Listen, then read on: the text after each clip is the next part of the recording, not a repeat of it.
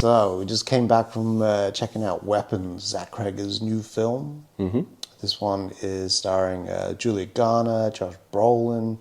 I want to say August Ames, but that is a porn star. A lady of the cloth, if you would. Benedict Wong, which I was surprised. I didn't really look into this movie beforehand, but I was excited for it. Mm-hmm. And it's just around, the movie is about 17 kids, like primary school aged kids that just get out of bed one night and just run away. Mm-hmm. There's a big thing that Universal and Warner Brothers kind of said just around not spoiling it, so I don't really want to go into spoiler territory here, but I will say that it isn't, I'll tell you what it isn't, it's not a government mind control type thing, because that's what I thought it was. I thought it was like frequency that they put out, and all the kids just like did that Naruto run. Yeah, for sure. Out the door. They go on their battle. Yeah, good. All right. Massive thanks to Universal for the invite, which was came in kind of clutch. I was like, this was one of my more anticipated films of the year, particularly coming into horror season. Because Universal kind of been having a little bit of fire horror, you know. Yeah, they have been actually. Like they kicked off the year with fucking Nosferatu. Yeah. Like last December-ish into the new year. Yeah. We got the new Conjuring film coming out. Of course, Weapons. And there's another film that also looks alright. Yeah. This is Zach Creggers' follow-up to Barbarian, which is a film that I fucking like enjoyed a lot. Yeah. Very intimate horror movie. Yeah. And I like it. This plays a lot like Barbarian in terms of shifting perspectives. It's almost like a baton relay run. Always feels a little bit weird when you say baton. Bat off. Where one character's perspective then sort of drives the narrative, and then it shifts perspective, starting a bit earlier, and then it pushes the story a bit further. I liked the film.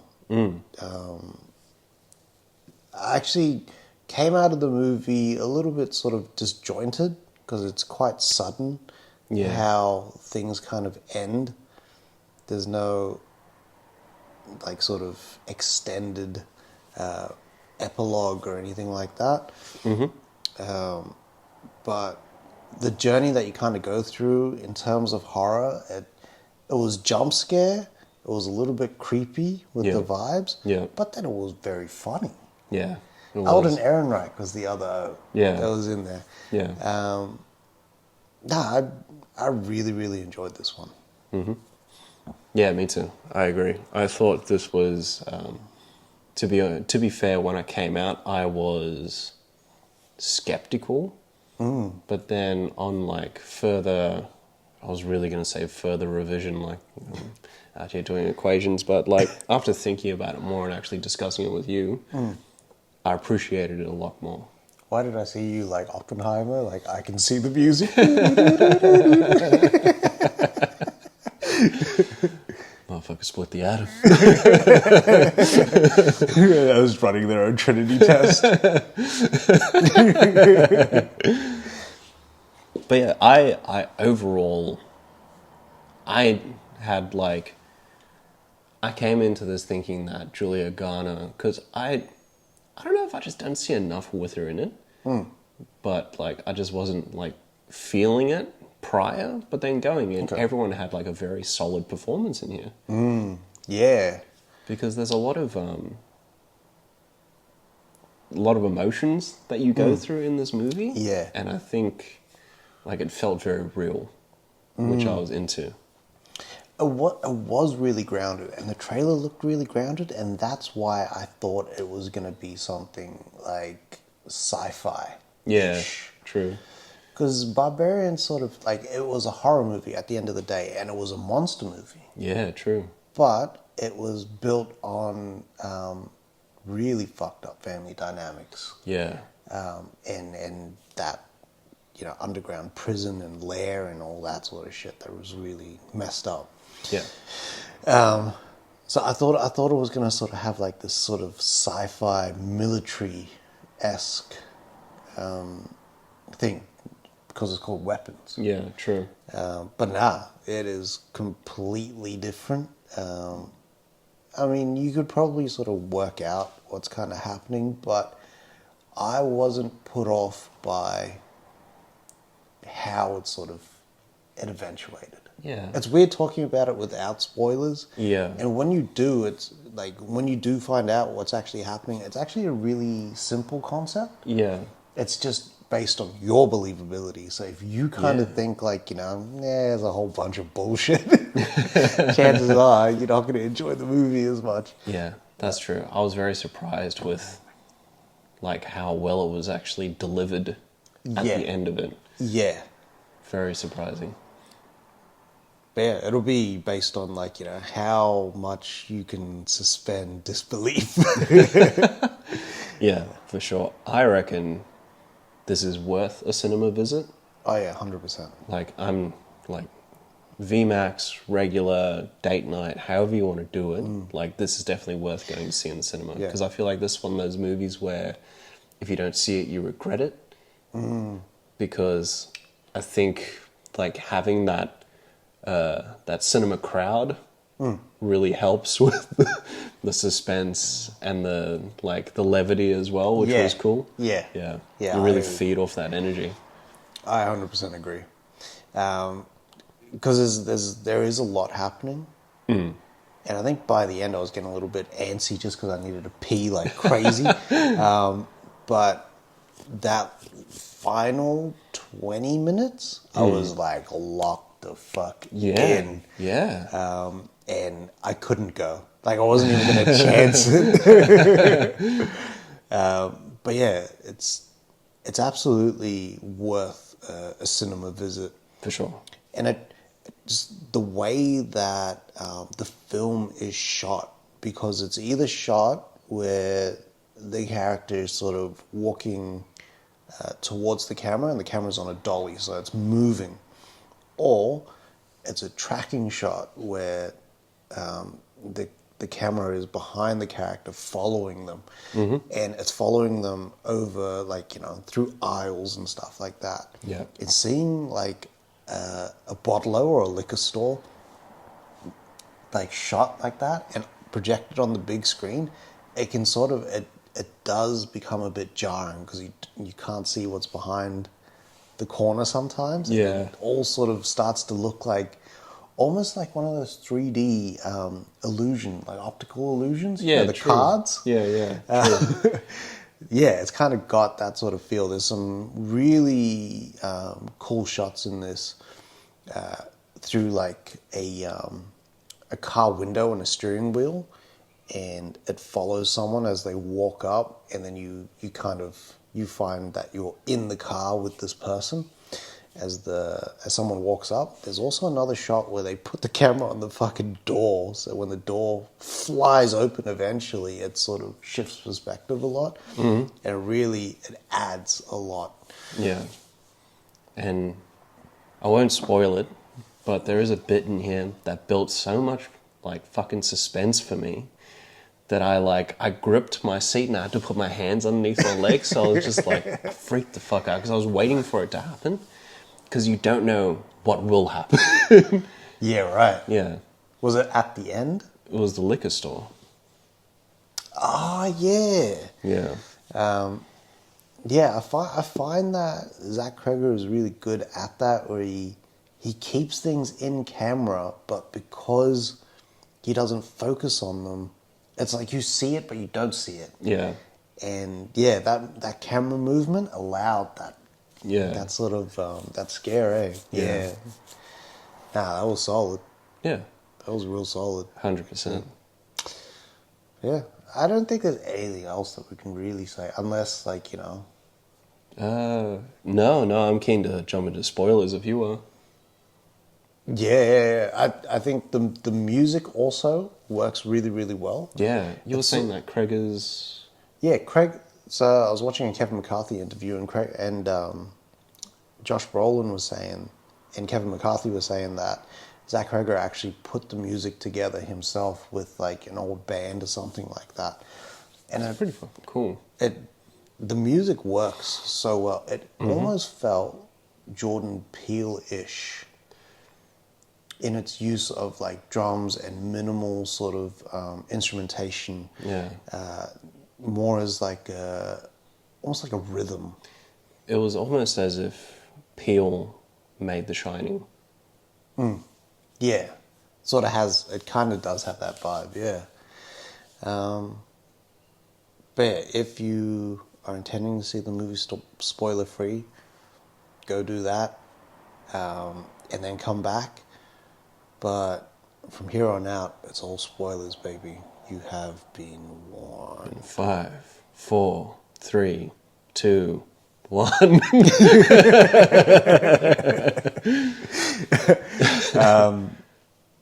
So, like the whole mystery around the kids and everything like that. And this is why I said, like, you know, it's how much you can suspend disbelief. It's basically it's a witch that is using the kids Yeah. as like a life force because she is dying. Yeah. And it's weird, but like, wouldn't you really be looking at that one motherfucker in the class? Because there's one kid in the class that doesn't leave. I would be looking at him very fucking closely. 100%. You know what I mean? This would be another defending Jacob moment. I never watched that. Is that any good? That Yeah, movie? it was good, that show, surprisingly. It's on the list.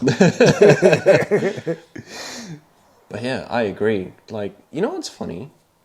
In hindsight, obviously besides Robert Eggers, Zach Creggers.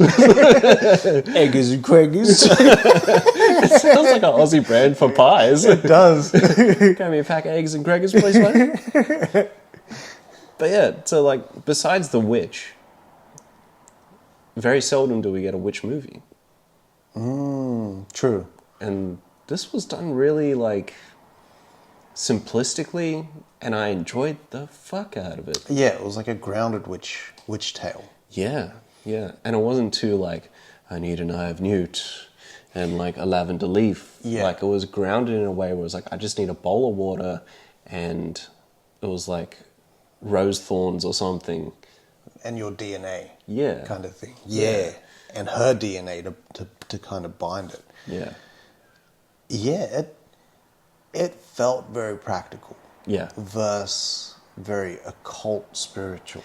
Yeah, 100%. Which, yeah, it was almost like it was very cold in that way. But then have that contrast of Amy Madigan from Uncle Buck fame. Yeah, playing this really upbeat witch. Yeah.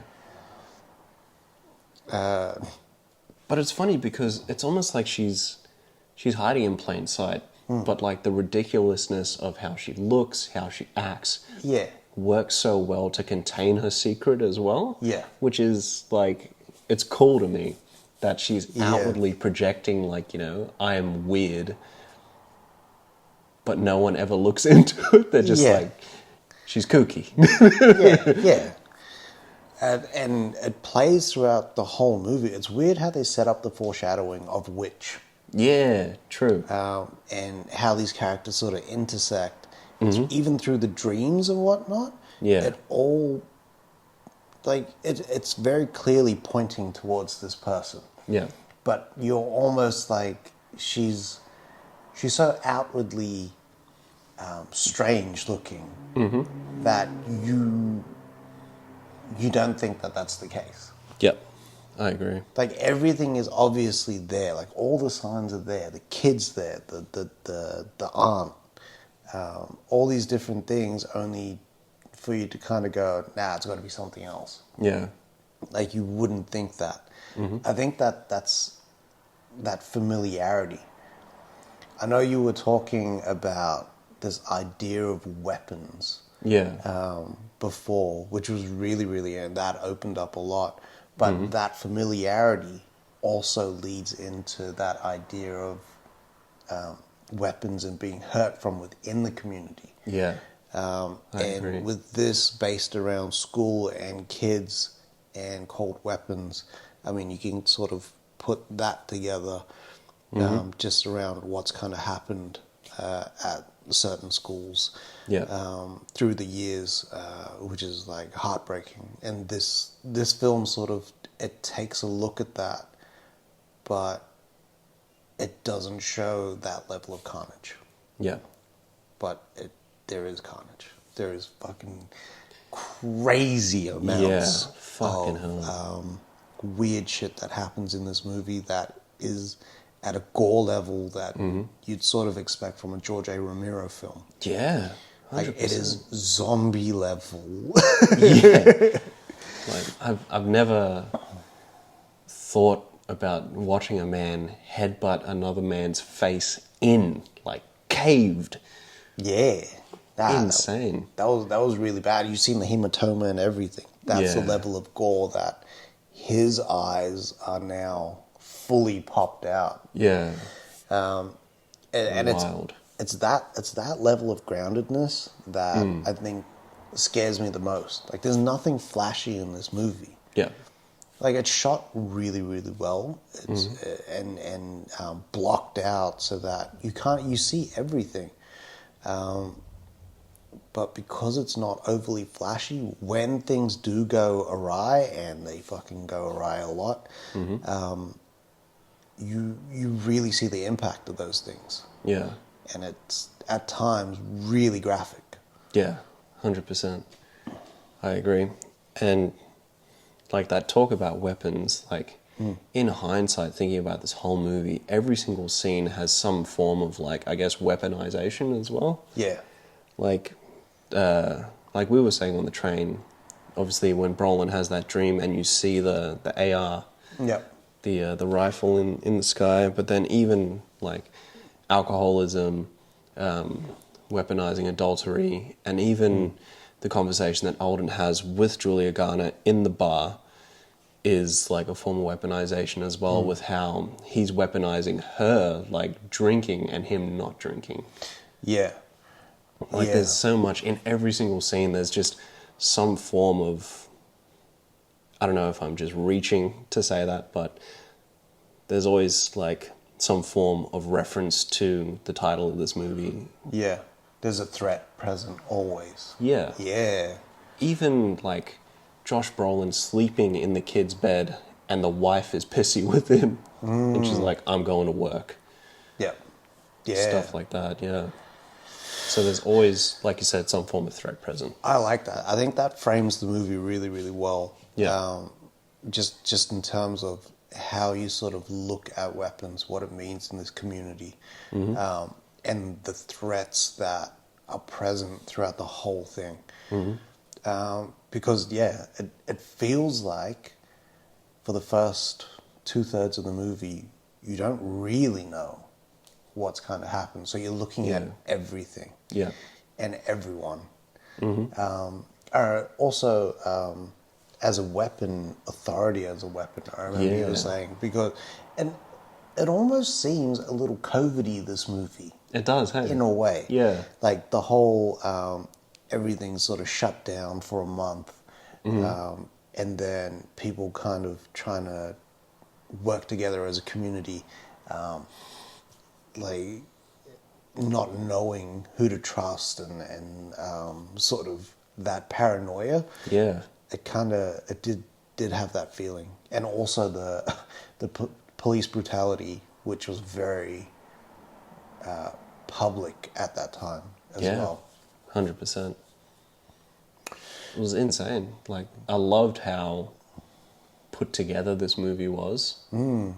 Like, even if this wasn't like a witch movie at the end of the day, this still would have been amazing. Yeah. Well, not the same vibe, but what was that that Hulu movie that came out with the girl and the aliens? No one. I really want to say No One Will Ever Hear You, but that's Yeah, not it. yeah, the one with Diva. Yeah. But yeah, like, No one will save you, something like that. yeah, I think so. Yeah, But very like, it's a sleeper hit, where it hits like that. yeah. This also, it reminded me a lot of Prisoners, Yeah, true. True. and Almost looked like the same place. in that you just like, yeah, actually did have that sort of vibe. In that you don't know what happened to that kid until it's confirmed. You don't even know if Paul Dano's character, it has any connection with that kid, but you sort of suspect it. Mm-hmm. And Josh Brolin's character is in that position where Yeah. he suspects something, but he doesn't know where to aim it. Yeah. Another weapons reference. Yep. It's like there's always something, but they break it up with levity. I almost think that in some bits the movie could have done with less levity if they wanted to make it more tense. But like, you know, it never stays tense all the way through. True. Yeah. The Josh Brolin fighting James fucking killed me. Knocked out, up. Oh man, Throws him twice. kicks him. Destroys this guy. No shot. Man. You know what? Like, Pedro Pascal was going to be in this film. He was going to be Brolin's character. Oh, wow. Obviously, with scheduling conflicts and the strikes, it kind of knocked him out. And there was even more delays to this film, and like Zach Creggers was saying, he had to recast everyone again. The only person that was that stayed through the whole process was the junkie guy from Euphoria. Oh, wow. Yeah, he was the August Ames guy I was talking about. But in saying that, I don't think I can see anyone else but Brolin in this role. True. Brolin's got to be one of the best actors that we got now, actively. Right. Like, he's a beast. Yeah. I think, like, even without Thanos, this guy is a machine. Yeah. Like, he's always been good from the Goonies to now. Yeah. Like, he's always been solid. That Night Watch movie? Yeah. That he's in with Ewan McGregor? True. A1, my friend. That's a material right there. Yeah. Steak sauce. But in this, he's sort of... he's kind of like, he's holding back from showing his son a softer side. Mm-hmm. And he's like, you know, like really macho and stuff. Yeah, construction dad. Yeah. Whereas at the end, like, you know, he breaks down in that, and maybe that's the sort of release of trauma. Yeah. Of having to sort of be overly macho and not show any sensitive side. Because even, like, in that scene where he does wake up in the bed, and he's like, you can see he's even suppressing the cry, because you see him tear up, and then he just gets straight into work. Yeah. Yeah. True. I think overall, pretty fucking good movie. The more I talk about it, the more I like it. Is that weird? Does everyone else do that as well? I'm really starting to get into this habit now, eh? It's almost like I'm rationalizing myself to liking this movie. But I think it's good, though, because you came out of the movie with a completely different perspective than what I did. Yeah. Yeah. But your perspective actually allowed me to see the movie differently. It's definitely a multi-layered movie. Yeah. There's a lot going on, especially for a horror movie. Yeah, and it takes itself sort of, like, it does take itself seriously. There is a lot of comedy in there and a lot of levity, and they play it that way. But I don't think it takes over the movie so much. It's just that I sometimes like it tonally, like, very, very serious. But at the same time, completely welcome the comedy.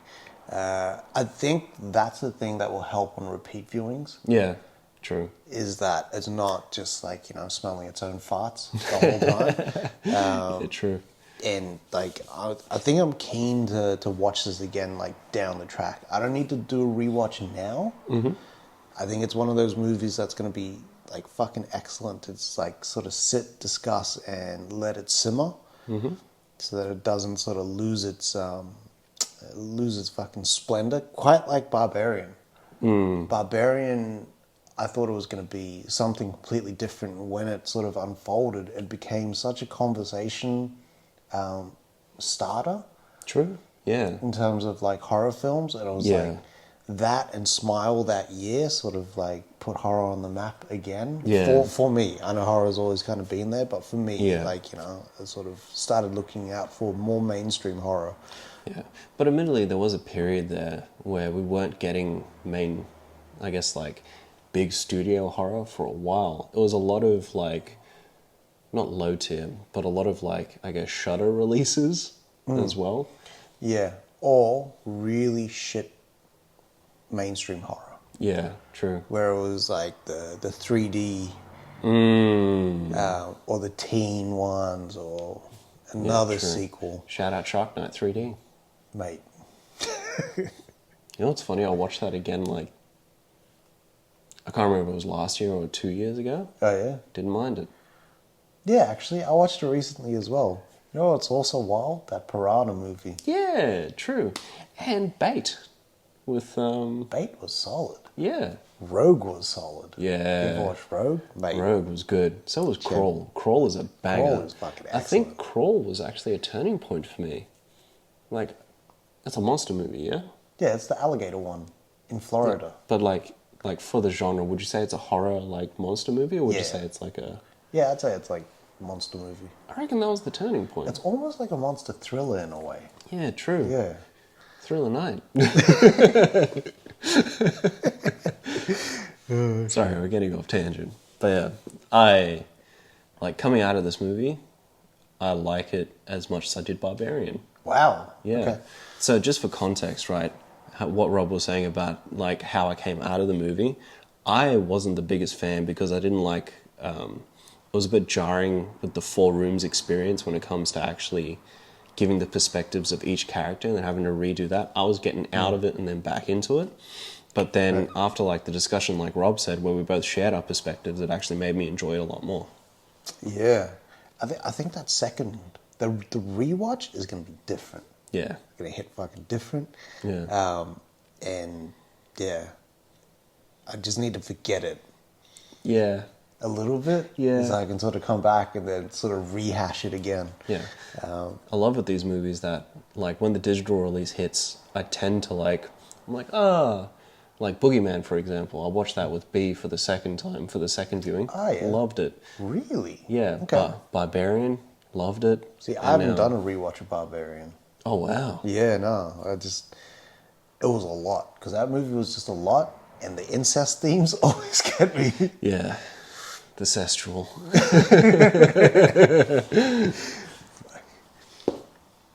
But yeah, I rate this movie, actually. Yeah. Yeah. This is a good one.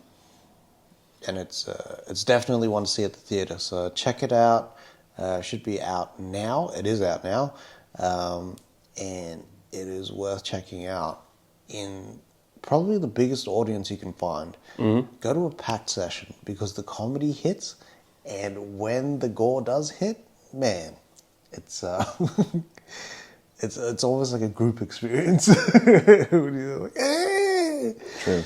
But yeah, got anything else? No, nothing else. Take it easy. Yeah. Love yourself. Love movies. I haven't said that in ages. But yeah. See you next time eating the pudding. Yeah, wash your ass.